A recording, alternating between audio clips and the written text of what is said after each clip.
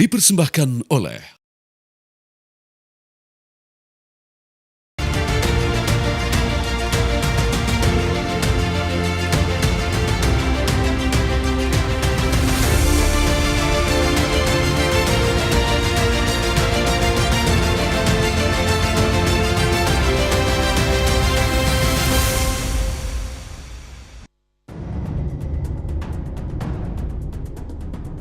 hari-hari ini viral satu film tertentu yang berjudul Kiblat. Saya sempat juga melihat posternya yang beredar baik di media sosial ataupun di berita dan telah juga mendapatkan tanggapan beragam termasuk dari MUI dan tokoh-tokoh yang lain.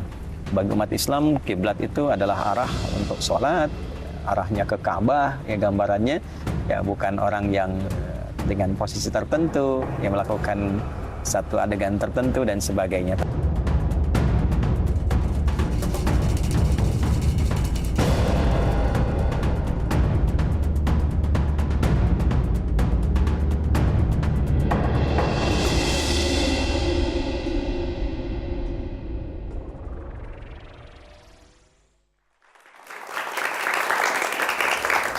Assalamualaikum warahmatullahi wabarakatuh. Selamat malam, Anda menyaksikan Catatan Demokrasi. Kali ini kita akan membahas sebuah film yang saat ini menjadi kontroversi. Lagi ramai dibahas di media sosial. Banget Maria. Kita tidak tahu apakah karena posternya, kemudian judulnya yang dianggap sensasional, mengaitkan dengan religi. Tapi posternya yang dilihat oleh masyarakat menyeramkan. Ada pula yang mengatakan itu kan bentuk kreativitas para sineas Indonesia. Nah itu dia, kalau kita lihat ataukah kemudian ini hanya berbatasan dengan momen saja, tapi memang beberapa film horor religi yang setipe begitu ya, yang kemudian mengangkat berbagai atribut, bahkan juga tata cara beribadah, termasuk juga dalam hal ini umat muslim kemudian dianggap melenceng. Ada yang kemudian mengatakan harus diturunkan dari bioskop, tidak boleh ditayangkan. Ada juga yang kemudian para seniman, para sineas yang menganggap ini adalah kebebasan berkarya, kebebasan berekspresi. Bagaimana sebenarnya kemudian untuk menganggap hal ini bisa mencari jalan tengahnya, kita akan bahas nanti ya. Betul. Di Catatan Demokrasi dengan bersama sejumlah narasumber kami, dan kami pun juga menghadirkan mahasiswa dari IKJ dan juga UIN Syarif Hidayatullah Jakarta. Mahasiswa mana tepuk tangannya? Trailer filmnya udah lihat kan? Film Kiblat udah lihat trailernya yang menyebar di media sosial. Serem gak guys? Oh, ada yang bilang serem. Nah, itu dia. Serem banget. Serem banget katanya dong. Ya, yang bilang enggak? Yang pernah ketemu hantu? Oh enggak, dia mau ngaku. Iman masih kuat ya, Iman ya? Oke, kalau gitu langsung saja kayak perkenalkan satu persatu narasumber kami. Pemirsa sudah hadir di meja Catatan Demokrasi. Ada Bang Ilham Bintang, wartawan senior. Selamat malam. Assalamualaikum. Malam, Bang. Malam.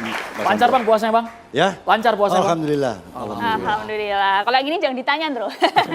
Sudah hadir ada Kiai Haji Olil Nafis, Ketua Bidang Dakwah dan juga Ukhuwah dari MUI Pusat. Assalamualaikum Pak Kiai. Waalaikumsalam warahmatullahi wabarakatuh. Luar biasa Pak Kiai. Mohon maaf Pak Kiai, jadwal ceramah malam hari ini diganggu cadem ya Pak Kiai. Jadi merapat ke sini ya warga. Bagian dari ceramah juga ini. Ini bagian dari dakwah. Menghadirkan ada Wakil Ketua Lembaga Sensor Film, Bang Ervan Ismail. Assalamualaikum Bang Ervan Ismail. Waalaikumsalam warahmatullahi wabarakatuh. Selamat malam. Terima kasih sudah diundang hadir di acara ini. Baik, dan juga ini penampilannya yang nyentrik sekali. Mengingatkan pada tokoh animator juga ini, tapi luar biasa ini. Sutradara film Mas Anggi Umbara. Thank you banget Mas Anggi, selamat malam. Selamat malam, assalamualaikum warahmatullahi wabarakatuh. Baik, kami juga sudah menghadirkan ada saudara film via Zoom. Saudara senior kita ada Mas Garin Nugroho. Assalamualaikum, selamat malam Mas Garin Nugroho. Selamat malam Mas Garin. Selamat malam untuk semua hadirin dan sahabat-sahabat. Mohon maaf ini sedang di jalan. Semoga sinyalnya aman Mas Garin di Catatan Demokrasi. Kita boleh langsung minta komentar dari Mas Garin Nugroho mengenai film yang saat ini menuai kontroversi, dianggap hanya mencari sensasional dan mengeksploitasi agama Mas Garin. Ya, sebetulnya dari dulu saya berprinsip tentang self-sensor ya. Dalam masyarakat demokrasi itu ada self-sensor. Juga di dalam hubungannya dengan agama ada istihad, ada juga apa yang buat iqra' membaca ya. Jadi dua ini menjadi sangat penting sebagai dasar demokratisasi. Nah, berhubungan dengan self-sensor itu sebetulnya ada dua hal yang paling penting. Pertama, masyarakat atau penonton dilatih untuk melihat atau memutuskan memilih melihat dan tidak melihat film. Dan itulah yang harus dilatih dan didewasakan dan dibuka literasinya. Karena apa? Pada masyarakat yang multimedia ini Kalaupun tidak diputar di bioskop, akan diputar di mana-mana saja juga, diakses di mana saja juga gitu. Jadi self-sensor sebagai pendewasaan pada kemampuan melakukan apa yang disebut sensor diri itu menjadi penting. Oleh karena itu ketika terjadi debat beberapa film yang menyangkut horor dan agama, menurut saya yang harus dikembangkan adalah self-sensor dari masyarakat penonton. Karena di dalam sejarah sebelumnya selalu timbul apa yang disebut sensor masyarakat berbasis profesi atau berbasis agama. Nanti ada yang tersinggung misalnya profesi suster menjadi penjahat gitu. Padahal itu adalah dunia fiksi. Di seluruh dunia film-film Korea, Amerika ya suster jadi penjahat biasa saja. Atau dokter jadi penjahat biasa saja. Nanti tersinggung asosiasi profesi. Ada asosiasi lainnya lagi tersinggung dan sebagainya. Oleh karena itu menurut saya mari kita kembangkan self-sensor di dalam diri penonton film Indonesia. Ya kalau memang disebut tidak memberikan suatu hal yang berkualitas dalam hidup, pemeluk agama ataupun penontonnya tidak usah menonton. Dan jika terjadi perkembangan itu, maka terjadilah masyarakat dewasa yang bisa melakukan iqra' dan istihad terhadap suatu karya dengan baik, dewasa, dan menuju pada tujuan suatu bangsa dalam hubungannya dengan demokratisasi tontonan. Oke, artinya menurut Anda ini bagian dari ekspresi berkarya begitu ya? Ya, sebetulnya seluruh produk film adalah bagian dari ekspresi berkarya kan gitu. Seluruh produk akan berhubungan dengan masalah profesi, kemudian masalah peristiwa-peristiwa hidup yang dimiliki masyarakat, masalah berbangsa dan masalah beragama. Seluruhnya gitu. Maka ketika ada karya-karya yang kebetulan tanda kutip penuh kontroversi bagi masyarakat yang semakin dewasa dan semakin saya tadi self-sensor, artinya menyensor diri sendiri untuk tidak menonton film yang tidak berkualitas dan juga menyensor diri sendiri pada film yang tidak memberi dampak buruk, itulah sebuah negara demokratisasi yang matang menurut saya. Mas Garin, saya akan selalu bersikap pada self-sensor. Oke, gitu. Karena apa? Sekarang Anda bisa mengakses film itu di mana saja kok. ya. Bahkan di bioskop tidak diputar, Anda bisa akses. Gitu. Dan ketika suatu bangsa, masyarakat, warga, kelompok profesi agama itu menjadi rentan dan tidak berkualitas, maka film-film apapun juga akan memberi dampak buruk. Ya, Mas Garin, tapi kita berbicara tidak mengenai layak tayang atau tidak, tapi dari sebuah karya itu ya Mas Garin ya. Anda melihat bagaimana kalau kemudian film horor yang kita tahu bersama di Indonesia cukup diminati, tapi horor yang berbau religi. Ada yang kemudian menganggap bahwa film yang baru-baru ini sedang ramai diperbincangkan, dianggap sebagai kampanye hitam terhadap agama, mengeksploitasi agama. Anda sebagai senior seperti apa melihatnya? Ya saya bilang tadi bahwa itu akan terjadi terus-menerus dalam sejarah film Indonesia. Sejak kelahirannya bahkan film Indonesia selalu berhubungan dengan apa yang disebut protes kaum agama. Apakah protes itu buruk? Tidak, itu hal yang wajar saja. Protes boleh wajar, tapi tidak menjadi suatu penghakiman massa. Tapi harus lewat prosedur. Prosedur itu ada dua, ada prosedur apa yang disebut dengan prosedur hukum, yaitu lewat badan sensor dan sebagainya. Kalau tidak istilah kena sanksi sensor ya sudah kan tidak bisa beredar.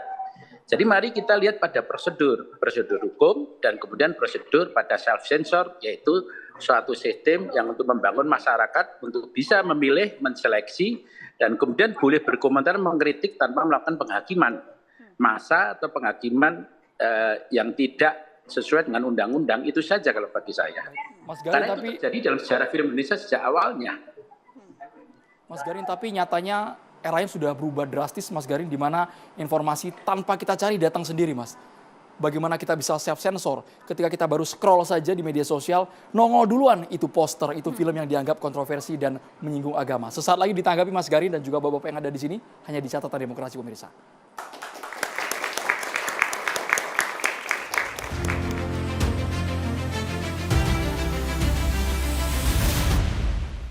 Apakah Anda sering merasakan nyeri di bagian leher dan pinggang? Waspadalah, kerja membungkuk, nyeri tulang belakang, nyeri di leher, sering pusing, dan penyebab sakit yang luar biasa. Waspadalah saraf terjepit, jika dibiarkan akan semakin parah. Mulai dari sakit kepala, impotensi, stroke, hingga kematian. Dr. Pillow, dapat digunakan di bagian leher yang bermanfaat untuk merelaksasi syaraf dan otot yang kaku penyebab sakit. 7 khasiat Dr. Pillow: mencegah dan membantu penyembuhan syaraf terjepit, membantu regenerasi tulang rawan di pinggang dan leher, menghilangkan pegal otot di pinggang dan leher, melancarkan peredaran darah di pinggang dan leher, meningkatkan suplai oksigen dan nutrisi ke otak, meningkatkan koordinasi syaraf tulang belakang, dan meningkatkan hormon endorfin. Dr. Pillow, solusi bantal terapi terbaik.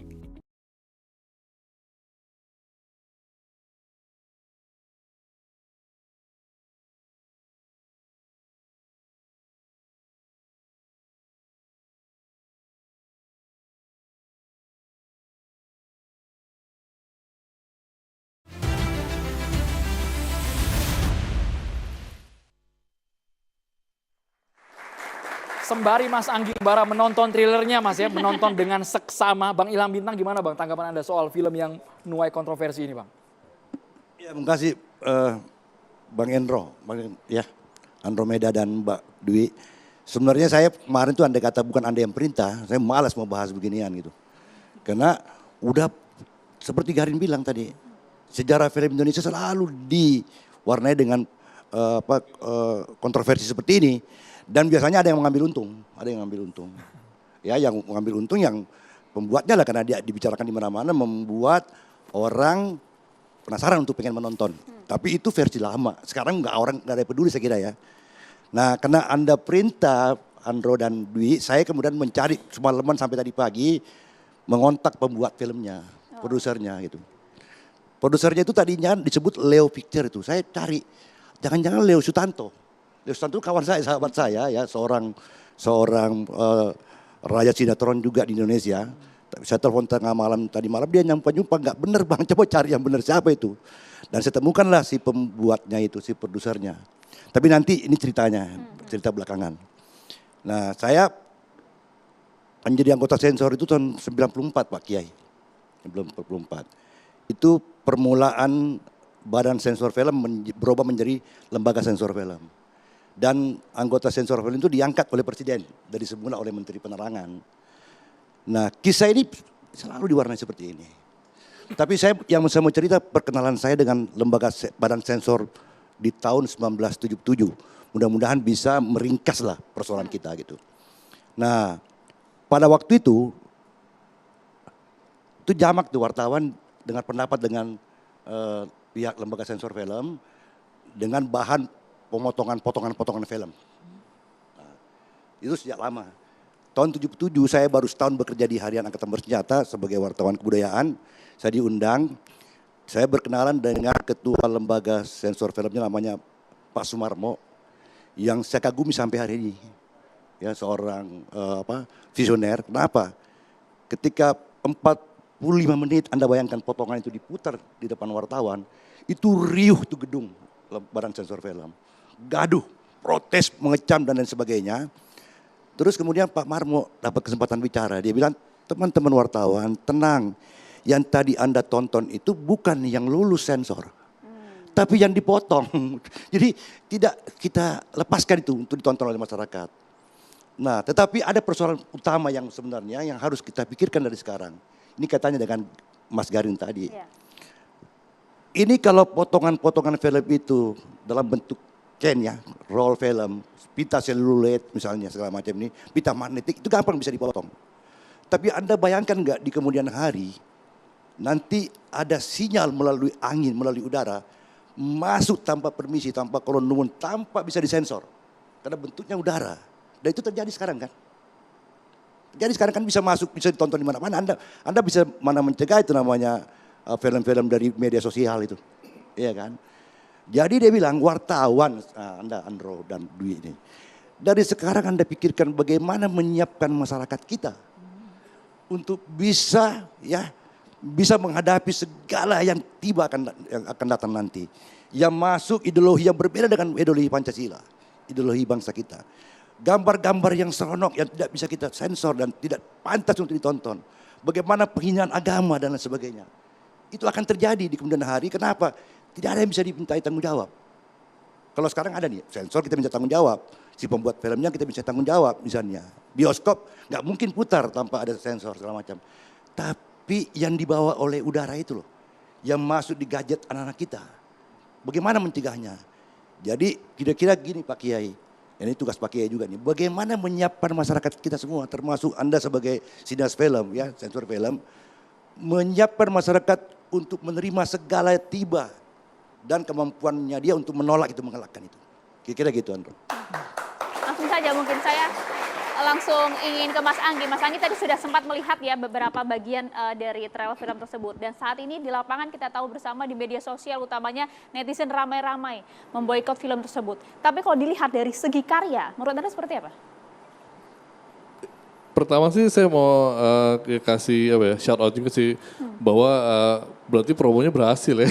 Saya ngelihat ini sebagai tadi saya pikir ini cuma ini gorengan nih, maksudnya emang ya dibikin viral, dibikin ini supaya orang penasaran gitu kan. Tapi kan narasinya negatif, Mas. Loh, there's no such thing as a bad publicity gitu kan. Okay. Maksudnya orang pasti penasaran dan semakin ditolak, semakin dilarang, pasti semakin dicari ya? Gitu, semakin dicari sama orang gitu. Jadi ya sekarang ya mau gimana gitu kan. Kalau saya sih melihatnya dari yang udah dari trailernya itu ya, itu kan kalau saya lihat premisnya sih nggak terlalu bermasalah gitu. Satu desa yang dia nggak pernah azan, nggak pernah terjadi sebuah kesesatan di dalam satu desa gitu kan. Yeah. Premisnya tentang itu sebenarnya gitu kan. Makanya mungkin yang jadi kontroversi adalah judulnya kan, Kiblat itu kan, bahwa emang kiblat itu kan menghadap ke Mekah saya seharusnya lebih indah, lebih poetik, lebih syahdu, lebih dekat dengan Tuhan gitu ya. Nah mungkin di judulnya aja nih yang mungkin emang dipergunakan sebagai materi dari promosi, sebagai clickbait juga nih, supaya emang kontroversi, supaya emang penasaran gitu kan. Tapi kalau saya nggak mau menghakimi filmnya sebelum menonton sampai akhir. Meskipun gitu tadi Mas ketika di potongan kita melihat bersama ada adegan ritual sholat Mas. Yeah. Ritual sholat ketika ruku tiba-tiba posisi badan tokoh di dalam film itu berbalik. Iya, kebetulan film terakhir saya yang tayang kemarin judulnya Munkar, itu ada adegan juga dia lagi sholat diganggu sama ada jin di sana, akhirnya pas lagi dia bangun dia membelakangi kiblat. Pantatnya dia memantati kiblat, adegan itu diputar-putar gitu kan. Udah ada film seperti itu dan nggak ada masalah gitu kan. Yang menontonnya pun nggak ada penolakan gitu kan. Dan sebelumnya juga ada film yang Kanzab, walaupun awalnya banyak yang bilang wah bikin orang takut sholat apa segala macam gitu kan. Tapi setelah saya perhatiin, setelah itu yang komentar seperti itu biasanya yang belum nonton gitu. Jadi emang mereka udah menghakimi duluan gitu kan di depan. Pada saat mereka sudah nonton, udah selesai nih, isinya dakwah kok gitu kan, isinya emang ada ayat-ayat Allah yang memberikan nilai dalam film itu gitu. Jadi kalau saya melihat pasti ada tuntunannya di dalam tontonan itu kan, dan itu yang mungkin dituju di genre religi, horor religi ini gitu kan. Jadi agak terlalu berlebihan sih untuk menghakimi terlalu awal gitu kan. Mungkin kalau dari sisi judulnya ya bisa diajak diskusi dulu lah mungkin dengan ulama atau gimana supaya ya itu tadi tidak memberikan arah yang salah gitu kan. Mungkin itu lebih baik, lebih bijak gitu kan daripada kita langsung boikot, langsung nggak boleh gitu kan, langsung ya gitu sih kalau dari saya itu kan sebagai pelaku film juga gitu kan, kita udah bekerja, udah melakukan segala macam, tapi pas film kita mau tayang atau langsung kayak diboikot itu pasti ada gimana juga gitu kan. Walaupun emang ya secara pelaksanaannya emang ya tadi kan kontroversi gitu kan. Dan kalau saya sendiri sih pasti akan menjaga itu dari awal gitu kan, dari awal supaya tidak terjadi penolakan itu. Oke, Pak Kiai bagaimana ini Pak Kiai? Kalau kita melihat MUI bahkan sudah bersuara, Pak Kiai sudah bersuara bahkan tidak hanya memboikot tapi dilarang film ini, melarang film ini kemudian untuk tayang, ya kan Pak Kiai ya? Saya kan ngelihat yang poster beredar. Posternya bisa dilihat lah kayak orang ruku, serem. Kemudian saya juga sebelum berkomentar saya juga browsing juga. Apa ada makna kiblat selain kita menghadap kepada kiblatnya orang sholat. Kecuali kata kiblat itu disambung dengan kata lain. Kita ekonomi berkiblat kepada mana, Eropa bermakna kemana, gitu berkiblat. Dalam makna kiblat artinya mengarah. Tapi ketika kiblat itu berdiri sendiri saya belum menemukan makna lain. Kemudian gambarnya seram. di dalam tulisan saya sampaikan, saya belum nonton filmnya. Tapi yang model seperti ini jelas bukan hanya perasaan saya, beberapa yang lain mengatakan bahwa ini seram. Kalau Mas Bintang juga konfirmasi, saya juga konfirmasi kepada orangnya karena ketepatan juga konfirmasi ke saya. Saya bilang tema ini kiblat dengan gambar seperti ini udah jelas Anda adalah melukai hati kita dan itu adalah bagi ketidaksopanan. Pak Kiai, mohon maaf, sebenarnya yang disoroti itu judulnya yang kontroversial atau konten dari poster itu? Saya bilang konten dan judul itu nggak ketemu. Saya belum melihat dengan, maaf, antara poster dengan judul itu nggak ketemu. Konten saya belum masuk. Saya hanya melihat trailernya ya. Kalau ngelihat dari kontennya, saya malah mendukung sebenarnya. Karena isinya itu adalah di mana di situ ada sebuah kampung, mistis, magic, kemudian anaknya itu ingin membawa kebaikan dengan cara adzan di tempat itu. Kalau yang saya baca, soal gambar lain saya belum menilai. Tetapi skenarionya saya baca cukup baik.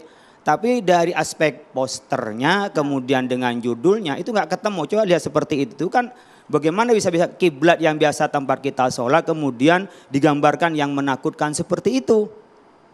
Jadi nggak ada alasan lain, artinya dia pun sudah mengakui itu salah kalau ke saya ya. Oh, secara pribadi ya? Secara saya pribadi menyampaikan ke saya bahwa itu memang salah. Saya bilang judulnya apa? Trailernya bagus, belum nonton penuh, tapi trailernya saya nonton penuh trailernya. Meskipun Pak Kiai ini bukan kali pertama film horor bernuansa religi juga ketika ada adegan sembahyang, sholat. Nah, ini yang sekarang yang sepertinya ramai banget dari MUI Pak Kiai? Bukan ramai banget dari MUI, ketepatan saya ngerespon aja. Oh, kalau udah Kiai Holil yang bersuara emang jadi viral biasa Pak Kiai. Jangan dianggap yang lain tidak dipantau. Sebenarnya kan ini yang pas lagi menjadi perdebatan, momentumnya juga saya berkomentar, kemudian ada gitu.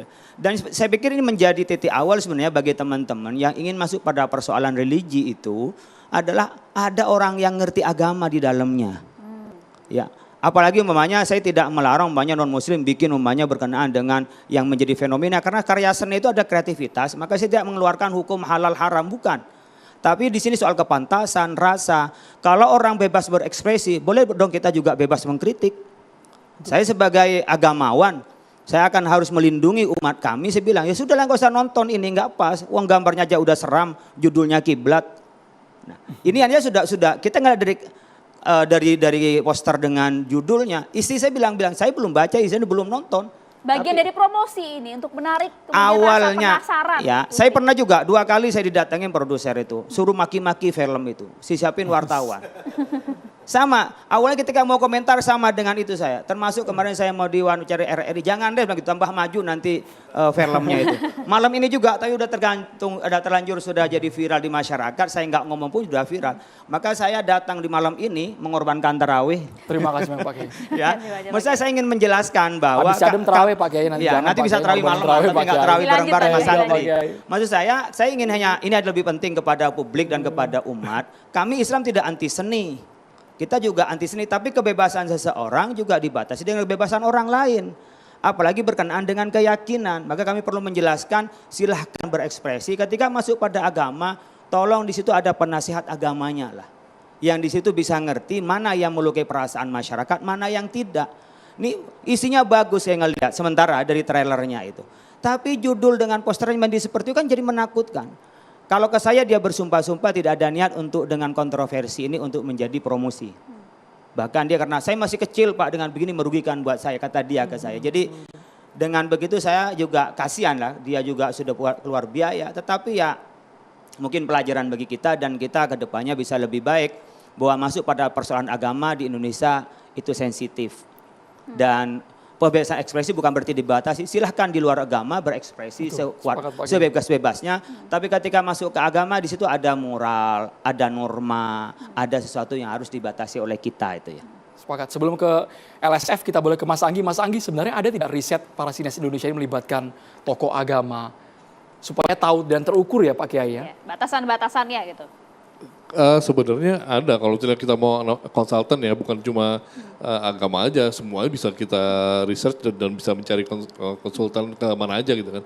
Dan ya itu sebenarnya saya setuju saya sama Pak Kiai gitu kan, bahwa emang ya harusnya kalau kita mau membahas sesuatu ya kita konsultasi dulu, diskusi dulu dengan yang ahlinya gitu kan, dengan yang mengerti tentang itu gitu kan. Dan itu tadi kan, nah kalau ngomongin masalah batasan, ya batasannya ini kan kadang suka berbeda-beda gitu kan. Batasan menurut rakyat seperti apa, pembuat seperti apa, dan yang sorry to say, banyak produser non Muslim di Indonesia yang emang membuat film horor religi juga gitu. Banyak yang mereka juga nggak mengerti bagaimana, kalau mereka nggak lahir dan besar dengan agama Islam gitu, maksudnya dia nggak mendalami. Nah tugas kita juga sebagai sutradara dan penulis gitu kan, kita kadang ngejagain itu dari awal bahwa ini jangan begini, ini begini, ini begini. Tapi at some point kan executive decision ada di tangan produser gitu kan. Nah ini yang emang ya bang butuh sama-sama sih kita semua yang emang memperjelas di batasannya di mana nih. Dan ini dari LSF sangat berperan nih untuk memberikan batasannya tuh ini gitu kan. Selama ini tuh kan agak rabun di batasannya di mana nih gitu kan. Jadi terlalu luas, terlalu lebar batasannya gitu. Ya. Mas Anggi, tapi menurut Anda ya, kenapa kemudian baru ramainya sekarang sih? Dan kenapa terhadap film ini saja? Beberapa kali kita tahu film horor religi yang bahkan juga kontroversial juga dianggap oleh masyarakat, gak rame. Itu akumulasi sih kalau saya ngeliat gitu. Jadi emang udah pertama gelisah, mungkin dari sedikit gelisah, lama-lama kok begini lagi, lama-lama setahun 2 tahun ya akhirnya meledak juga gitu kan. Ya itu akumulasi aja sih dari sekian banyak film horor dan film horor religi yang emang mungkin membuat sebagian umat Islam juga dianggap menakuti begitu ya. Memberikan kegelisahan lah. Kalau film horor emang tugasnya menakuti gitu kan. Esensi dari film horor adalah memberikan rasa takut, yaitu hiburannya di situ gitu kan. Nah kan kita tugasnya gimana nih sebagai sutradara dan produser, memberikan hiburan tapi juga tetap menjaga hal-hal yang harus dijaga gitu kan. Soal batasan dan juga bagaimana kalau film ini sudah terlanjur kebablasan beredar, bagaimana peran dari lembaga sensor film. Sesaat lagi Pak Irfan Ismail, kita harus jeda hanya di Catatan Demokrasi pemirsa.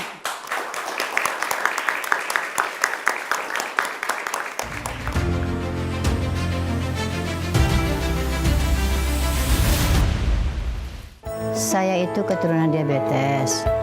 Dari nenek, ibu saya menderita diabetes. Bahkan nenek saya meninggal pun karena diabetes. Jadi saya berisiko tinggi kena diabetes juga. Sebelum kebablasan, saya mencari solusi yang tepat. Pas nonton TV, nggak sengaja saya melihat iklan Melabi. Dan saya langsung berpikir, ini dia nih yang saya cari-cari. Herbal yang bukan hanya sekedar menstabilkan kadar gula, tetapi juga memperbaiki fungsi pankreas. Luar biasa bukan? Sekarang, saya dan ibu saya setia mengkonsumsi Melabi. Berkat Melabi, kadar gula darah ibu saya stabil. Begitu pula dengan saya. Walaupun keturunan diabetes, saya bisa tetap sehat, bebas diabetes.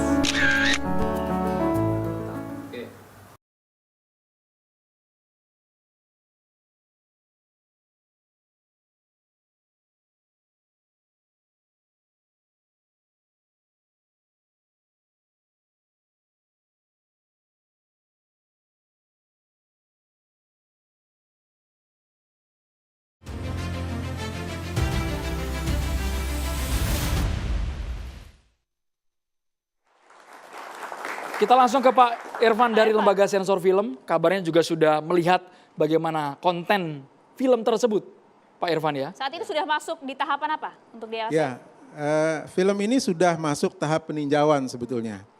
Jadi di kami ada mekanisme ya, karena sekarang kan alamnya demokratis, boleh saja berdialog ya dengan Lembaga Sensor Film. Kita tidak dalam kapasitas untuk mengurangi kebebasan berekspresi atau memotong dengan semena-mena, udah enggak. Zamannya kan sudah berubah ya, apalagi sekarang teknologi digital. Tidak lagi mungkin dipotong seperti pita seluloid kemudian dikembalikan. Yang punya film ngomel-ngomel kan gitu. Sekarang enggak, datang, duduk, ayo kita bicara. Mana yang kira-kira akan menjadi ganjalan, mana yang kira-kira berpotensi melanggar kan dalam regulasi kan seperti itu, atau ada hal-hal sensitif yang nanti di masyarakat kemungkinan akan menimbulkan katakanlah protes dan seterusnya. Nah ini yang sekarang sudah kami lakukan. Jadi dengan produser film ini kami sudah memberikan catatan-catatan bahwa film Anda ini begini, ini, itu ya, termasuk diantaranya misalnya belum secara utuh film itu diberikan kepada kami. Artinya misalnya masih ada tulisan untuk diperbaiki CGI ya, teman-teman dari IKJ tahu ya, misalnya ada catatannya, misalnya waktu ada adegan menusuk tangan itu, di situ disebutkan, nanti di situ ada darah, di situ ada pisau dan seterusnya. Berarti film ini secara sinematografi memang belum utuh. Nah, salah satunya seperti itu. Maka kami berasumsi, oke, Anda perbaiki dulu karena kami tidak bisa menilai misalnya salah satu aspek yang disebut sebagai kekerasan atau berlebihan, kekerasan berlebihan itu karena memang tidak tergambar secara utuh ya. Nah, ini salah satu catatannya di samping catatan yang lain. Soal adegan sholat, Pak? Iya, ada adegan sholat ya. Memang kita melihat bahwa adegan-adegan sholat yang di dalam film itu, ini spoiler jatuhnya ya atau gimana ya? Catatan. Sebagai pengetahuan Pak untuk pemirsa. Ya oke. Jadi adegan sholat di dalam film itu ada 4. Teman nontonnya utuh. Iya. Utuh satu film. Iya. Oh ya silakan. Jadi ada 4 adegan sholat itu kami sudah memeriksa. Di LSF itu ada perwakilan dari Kementerian Agama. Ada unsur Muhammadiyah, ada Nahdlatul Ulama. Ya, jadi cukup lengkap lah. Artinya pemahaman kalau tadi dari sisi religi cukup. Nah, kami menilai dari sisi bagaimana melakukan gerakan-gerakan sholat itu tidak ada yang katakanlah berpotensi melanggar. Menghadap kiblat iya, lafal, ucapan, doa ataupun surah yang dibacakan juga betul. Ya, artinya tidak ada unsur katakanlah memperolok, melenceng dan seterusnya. Dan memang pada saat sholat itu kemudian dia diganggu oleh yang nama jin tadi, itu kan digambarkan secara visual oleh pembuat film lah. Nah, di wilayah itu kan kami tidak bisa masuk. Artinya kreativitas para pembuat film, bagaimana mereka menggambarkan itu sepanjang dia tidak katakanlah tadi dalam bentuk menggambarkan sholat yang dibuat main-main atau itu saya kira masih bisa diterima. Dan di ujung cerita ini kan sebetulnya ingin menggambarkan bahwa ada orang yang berjuang untuk membebaskan kampung itu dari katakanlah kesesatan. Ya, di kampung itu kan tidak pernah ada azan, tidak pernah ada suara azan. Kemudian tidak ada orang yang sholat. Dan semua orang itu menyembah artinya kepada dukun tadi ya, orang yang sesat itu tadi. Dan kemudian itu ingin dibebaskan oleh 3 orang anak muda yang datang ke kampung itu, termasuk anaknya sang dukun. Nah, ini saya kira tidak akan lebih panjang lagi diceritakan. Banyak, Pak Irfan. Banyak. Bang Ilham, silakan untuk menanggapi. Iya Pak Irfan, gini saya tadi pagi bicara dengan Agung Saputra. Dia mengaku kepada saya filmnya belum selesai. Masih proses post-pro. Berapa lama selesainya? 3 bulan. Makanya saya aneh apakah Anda ikut tim produksinya atau Anda menerima film itu sebagai anggota sensor film? Biasanya kan dikasih offline-nya dulu Pak.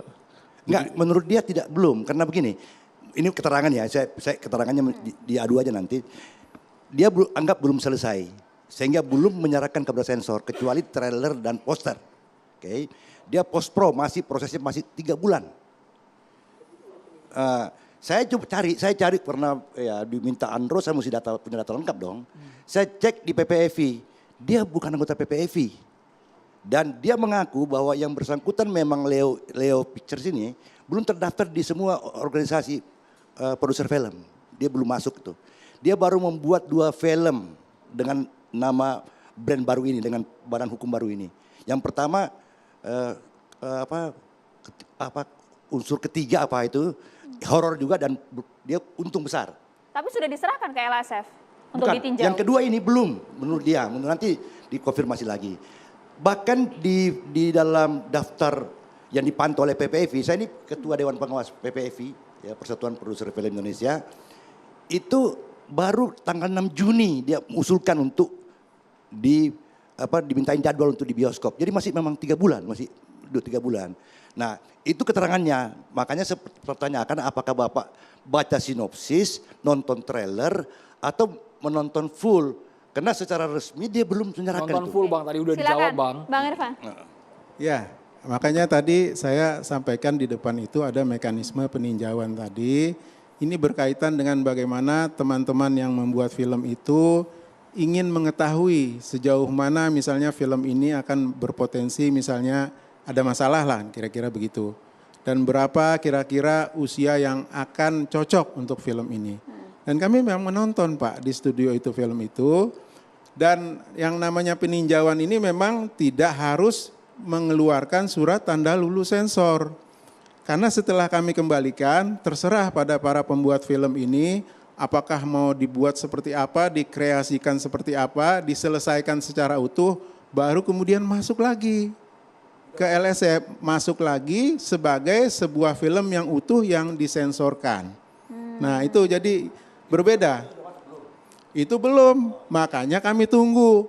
Kami sebetulnya posisinya menunggu, tidak juga mana filmmu sini, enggak begitu juga, terserah. Kalau kamu belum selesai ya silakan. Dan saya juga cek jadwal bioskop Pak. Saya cek bioskop, apakah sudah ada film ini terdaftar dalam 1 bulan ke depan? Tidak ada. Jadi tidak ada keharusan memang untuk segera istilahnya deadline gitu ya, segera harus ditayangkan gitu juga. Enggak ya, kayaknya enggak ada ya. Jadi dari pihak bioskop seperti itu. Nah ini saya tidak masuk ke wilayah tadi Pak ya, mohon maaf. Jadi misalnya apakah dia produser tergabung dalam kelompok asosiasi dan seterusnya, mungkin ada kegiatan di luar yang mungkin berbeda, itu sepanjang secara administrasi dia memenuhi syarat, kita akan melayani sebaik mungkin, kira-kira begitu. Oke. Oh, oke. Bapak-bapak kita boleh ke Mas Garin. Mas Garin kalau sudah ramai seperti ini Mas di publik, apakah harusnya sebagai pembuat film ini merevisi kontennya, mengubah posternya seperti tadi saran Pak Kiai? Pak Kiai, poster dan judulnya kalau bisa tidak digunakan. Jangan gunakan judul kiblat, Mas Garin. Ya, menurut saya tadi saya sudah katakan ya bahwa pada era media sosial, media baru ini sebetulnya yang diperlukan adalah apa yang disebut kemampuan self-sensor. Yang kedua adalah tentang bagaimana proses prosedur sensor dan melibatkan suatu diskusi sangat bagus sehingga menjadi kebebasan dari para pembuat untuk akan merubah atau tidak, karena itu bersifat demokratisasi. Dan yang ketiga yang lebih penting lagi tentang heboh dan tidak heboh, justru kita sedang akan menuju masyarakat yang diet teknologi, diet kepo, diet viral. Kita menuju pada masyarakat yang harus mentransformasi social engineering masyarakat yang berkualitas. Oleh karena kehebohan tidak akan mempengaruhi sebetulnya sebuah cara pandang terhadap film. Viral dan sebagainya. Karena di Indonesia rata-rata yang viral dan heboh itu pada masalah-masalah yang sering tidak dilakukan pemecahan, diskusi, dan juga apa yang disebut progres yang kualitatif. Saya pernah mengalami 3 kali loh. Opera Jawa dituduh menghina agama Hindu misalkan. Agama Hindu dari Hindu ekstrim. Akhirnya saya diskusi dan saya tolak itu semua. Kemudian Kucumbu juga disensor di berbagai wilayah, termasuk beberapa wali kota. Dan saya tetap menolak dengan tegas karena sudah lolos sensor. Dan kemudian yang ketiga ternyata terbukti dengan berjalannya waktu semua kehebohan, semua keviralan yang sebetulnya menunjukkan suatu timbulnya masyarakat kepo, masyarakat yang serba gosip itu, ternyata film itu tetap berjalan menjadi film yang didiskusikan, dibicarakan. Maka film tidak semata-mata sebagai media pendidikan yang naratif dan langsung, tapi menjadi media untuk menjadi ruang diskusi pada wilayah-wilayah sensitif. Komentar, kritik, itu wajib ada datangnya. Tetapi pada satu sisi ruang film sebagai ruang dialog dan ruang apa yang disebut dengan statement personal itu menjadi penting. Seperti saya ngambil contoh, ada film-film sejarah yang tidak perlu menjadi atau diberi atau meminta pendampingan dari ahli sejarah. Karena apa? Film itu justru akan mengoreksi sejarah. Maka dia memerlukan tim-tim peneliti sendiri.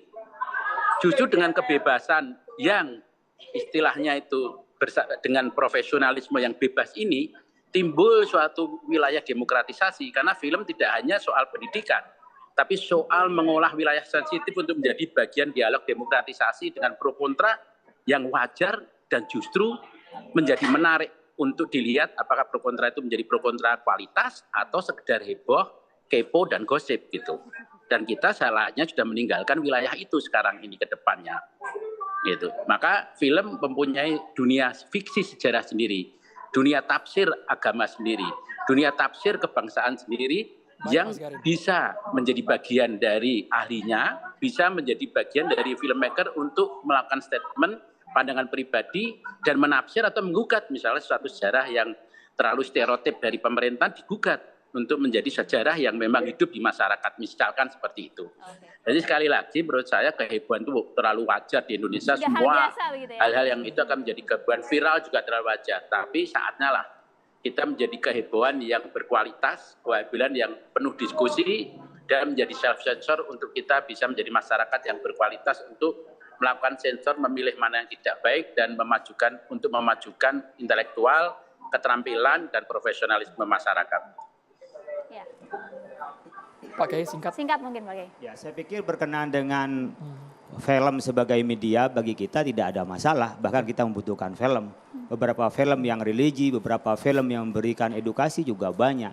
Tetapi pada saat yang bersamaan, pada ruang diskusi yang terbuka sekarang bisa difasilitasi dalam forum, bisa juga dalam media, kita terlaksana kok. Sebenarnya tidak ada yang di luar prosedur yang kita lakukan atau yang diskusi sekarang berkembang berkenaan dengan film yang terbaru Kiblat ini.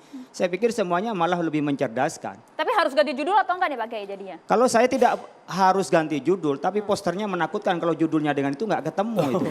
Kalau mau diganti ya silakan ganti ke posternya atau ganti judulnya kan gitu. Karena itu nggak related gitu loh antara poster dengan judul itu yang nggak ketemu. Saya sudah dari awal bilang saya belum masuk pada diskusi konten. Kalau namanya Pak Irfan saja dari lembaga sensor, kalau menurut Bang Ilham Bintang itu tidak nonton utuh, tapi dia bilang nonton utuh kan gitu. Tapi nggak ada orang yang produser di sini kan nggak ada yang jawab kan. Maka saya tidak masuk satu yang tidak saya ketahui, tapi rasa dari yang kita lihat dan bisa masing-masing subjektivitasnya, maka ruang diskusi pun kita buka. Saya sebagai agamawan, maka saya boleh saya di ruang terbuka saya juga menyatakan itu tidak baik, itu tidak related umpamanya antara poster dengan judul gitu. Oke, kenapa Mas Anggi? Benar, berarti promonya berhasil. Kita tunggu apakah film ini akan berlanjut atau tidak ya. Nanti kita tunggu ke depannya akan seperti apa ya. Bersama ya. Catatan Demokrasi akan segera kembali sesaat lagi. Tetaplah bersama kami pemirsa.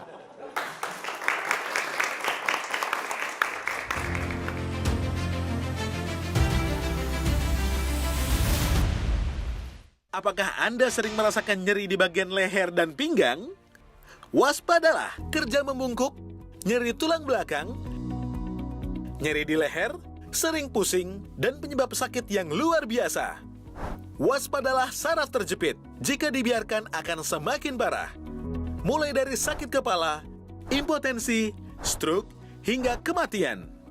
Dr. Pillow dapat digunakan di bagian leher yang bermanfaat untuk merelaksasi syaraf dan otot yang kaku penyebab sakit. 7 khasiat Dr. Pillow: mencegah dan membantu penyembuhan syaraf terjepit, membantu regenerasi tulang rawan di pinggang dan leher, menghilangkan pegal otot di pinggang dan leher, melancarkan peredaran darah di pinggang dan leher, meningkatkan suplai oksigen dan nutrisi ke otak, meningkatkan koordinasi syaraf tulang belakang, dan meningkatkan hormon endorfin. Dr. Pillow, solusi bantal terapi terbaik.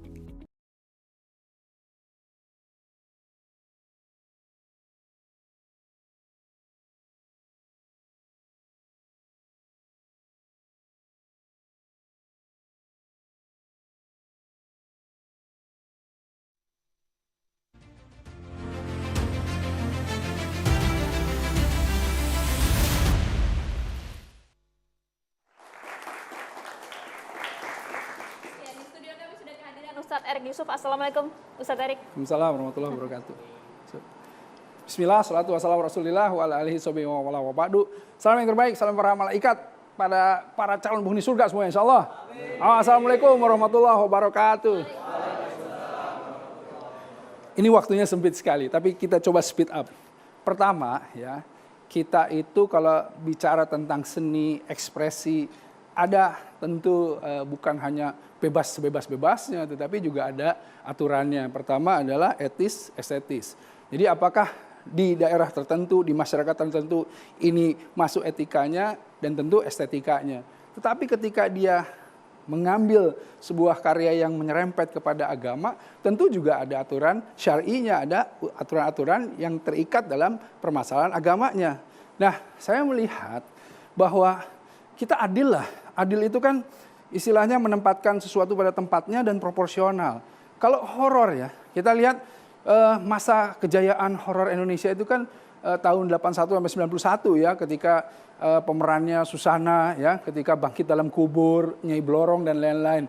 Saya sempat bicara sama beberapa kawan-kawan produser bahwa kalau seandainya film horor itu judulnya Pocong Ngesot ya, kuntilanak berdarah dan lain-lain, kita tidak masalah karena memang itulah judul-judul yang ditempatkan pada horor. Dan horor juga genrenya kan beberapa, ada horor yang psycho ya, pembunuhan, ada horor yang kemudian monster, ada horor yang mistis memang gitu. Nah, tetapi ketika horor ini menggunakan istilah-istilah agama, ini yang kita sebetulnya resah. Saya di Lembaga Seni Budaya ya dan Peradaban Islam, saya wakil ketua nih, MUI Pusat nih sama Kiai Holil ditunjuk nih. Jadi intinya kalau kita lihat, kita sudah resah sejak lama ketika ada film yang berjudul Wakaf, ada film yang berjudul kemudian Makmum, ada berjudul Waktu Maghrib dan lain-lain yang membuat ini ada permasalahan yang kita harus lihat apakah ini menyinggung atau kemudian ini bisa merendahkan atau bisa. Dan inilah yang harus kemudian kita telaah. Karenanya tentu di film horor kayak Bangkit Dalam Kubur atau Dukun Santet pun ada itu sesi di mana sin-sin yang mengajak atau dakwahnya pasti ada gitu. Tapi kan secara keseluruhan kita harus melihat ini apakah tepat, apalagi ketika banyak aduan masyarakat dan kita juga sedang mengkaji ini sebetulnya gitu ya.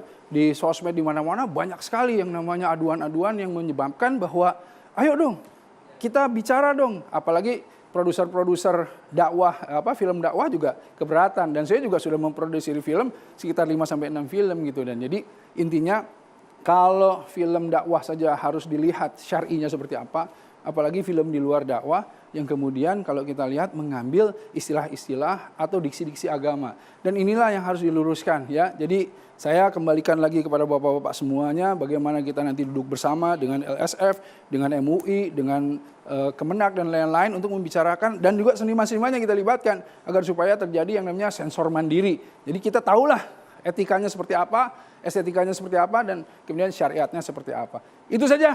Wassalamualaikum warahmatullahi wabarakatuh. Selamat berkarya. Waalaikumsalam warahmatullahi wabarakatuh. Terima kasih banyak Ustaz Heri Yusuf, Bang Ilham Bintang, Pak Kiai Holil Nafis, terima kasih banyak. Dan tadi juga sudah bergabung sama kami ada Mas Gari Nugroho, terima kasih banyak.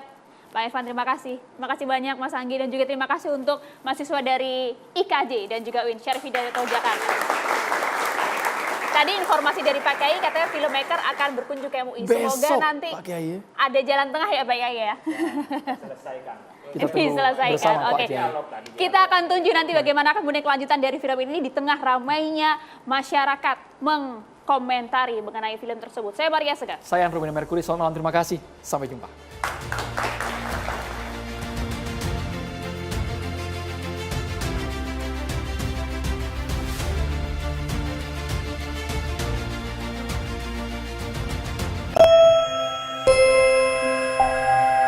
Saya itu keturunan diabetes. Dari nenek, ibu saya menderita diabetes. Bahkan nenek saya meninggal pun karena diabetes. Jadi saya berisiko tinggi kena diabetes juga. Sebelum kebablasan, saya mencari solusi yang tepat. Pas nonton TV, nggak sengaja saya melihat iklan Melabit. Dan saya langsung berpikir, ini dia nih yang saya cari-cari. Herbal yang bukan hanya sekedar menstabilkan kadar gula, tetapi juga memperbaiki fungsi pankreas. Luar biasa bukan? Sekarang, saya dan ibu saya setia mengkonsumsi Melabit. Berkat Melabit, kadar gula darah ibu saya stabil. Begitu pula dengan saya. Walaupun keturunan diabetes, saya bisa tetap sehat, bebas diabetes. Olahraga sangat penting untuk meningkatkan imunitas tubuh. Tidak ada tempat untuk alat sport yang besar juga menjadi kendala. Kini hadir solusinya, Zeus Mini Bike. Berolahraga dengan Zeus Mini Bike memiliki banyak manfaat, diantaranya melatih atau mengaktifkan kardio atau jantung, melatih otot kaki dan tangan, melancarkan metabolisme tubuh, membuang racun atau detoks dengan berkeringat, melancarkan peredaran darah, meningkatkan kebugaran dan imunitas, meningkatkan hormon endorfin dan mood yang baik. Zeus Mini Bike sangat direkomendasikan bagi orang lanjut usia, orang yang sedang sakit, atau yang mengalami stroke karena sudah banyak digunakan di klinik-klinik fisioterapi yang berfungsi menjaga kesehatan jantung dan membantu melatih otot-otot, serta membantu mempercepat penyembuhan bagi yang sakit dan tetap bugar bagi usia lanjut. Rasakan manfaat kesehatan dan berolahraga setiap saat dengan Zeus Mini Bike.